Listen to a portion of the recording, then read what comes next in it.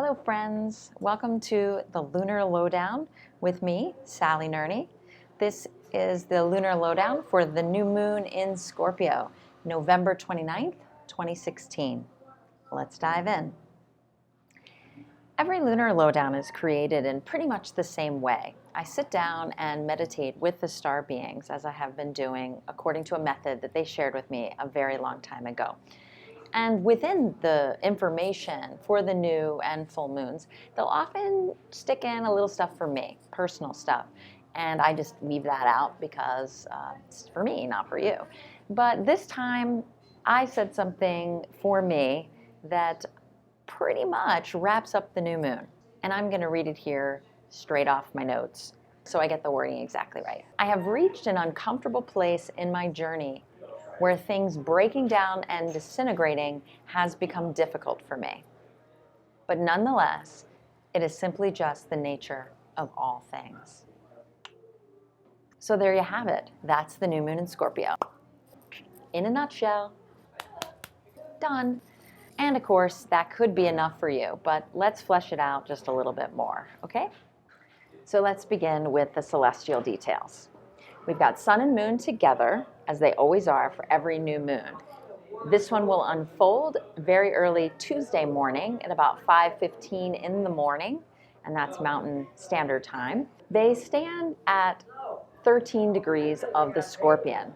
At 15 degrees of the Scorpion, we find Antares, the heart of the Scorpion, and he represents the threshold and the portal of death. And when I say represents, I mean is. When forms can no longer stand the rigor and demands of this physical realm, they collapse and decay, and they no longer hold the intelligence that dwelled within them. The star of Antares receives something of that intelligence and of each of us and of all beings as we move out of this realm and into what's next.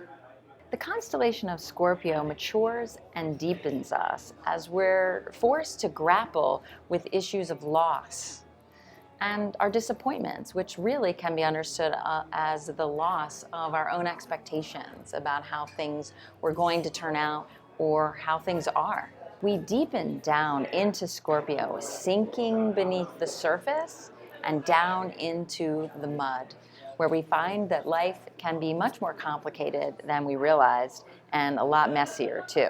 We find what is real, hard, and concrete, not imaginal, not conceptual, and it can hurt. But it can purify us, cleanse us of our fantasies and illusions, and get down to what is actual in our lives. We begin to be working with what is, and that empowers us to make changes, make choices, and to grow. I invite you to allow this new moon to purify and help you let go. Trust the Scorpion to peel back and slough off the stuff you don't need. Breathe. Be kind to yourself. Be kind to those of us around you. Find the bedrock underneath all that mud. Just keep going. Find the bedrock of your own values and the values of your teachers. Come back home to the practices and wisdom of your chosen spiritual path. I believe that this new moon marks a line in the sand. Scorpio is that threshold of two very different states, life and death. And while they are two parts of the same thing, we cannot have one without the other. Nonetheless, it's a bit of a line, as I said, a real threshold that we will consciously step through, or we hope to consciously step through, and that's the opportunity of this new moon.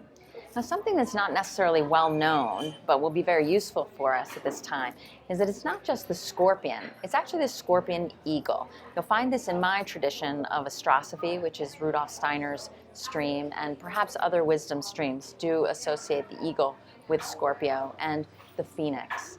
So the eagle is a noble being that flies to incredible heights and is known for its keen eyesight. So the ability to vision and see the big picture.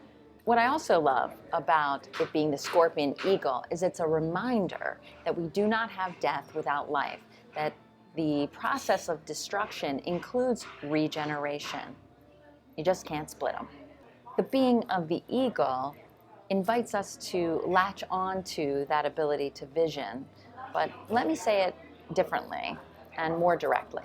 When I was seeking more details for us for this new moon, I journeyed into the star of Antares as a portal and through the other side, and then this was the vision that was given to me that I want to share with you. As I came through the light, I found myself on the back of a great eagle, and it flew low over land that had been charred by fire and great destruction, and I saw people there.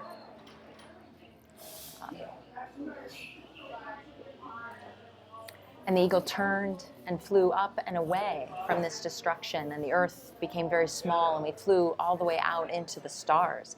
And from this view, I could feel the teensiness of our earth and the peacefulness, and how from a far enough perspective, all the details melt away, and a greater vision and a greater source becomes accessible. But then, the eagle took me deep down, back, right to the earth. And I found myself as one of these beings, one of these people, tending to this destruction that affected me extremely, authentically, deeply, viscerally, and painfully.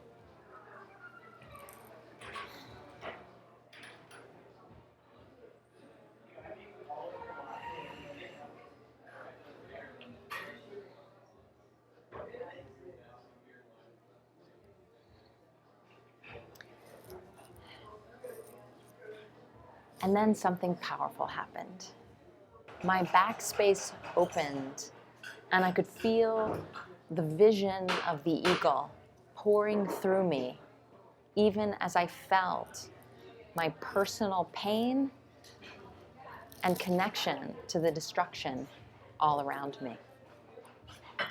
I felt the potency of the ability to vision and to back off and be with a larger, truer future, not an escapist, idealistic vision, but a vision connected to the pain and the authentic, visceral experience, so that the vision had a deep authenticity to it, and it was very personal, and it was that which I, as an individual, could enact and embody and live into as the future was unfolding.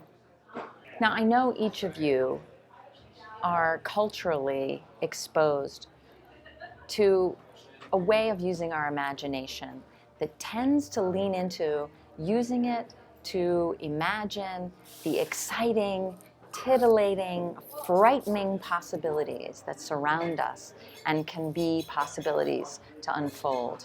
But I'm going to remind you that this is not a healthy use of your powerful, sacred, beautiful imagination. I'm going to ask you to feel all that you are feeling and to tend your nervous system and give it what it needs to unwind and to process, metabolize, digest any and all trauma now and from your past. And to use your imagination, your power of vision, not to dig into and speculate about all the possibilities fed to you by other talking heads.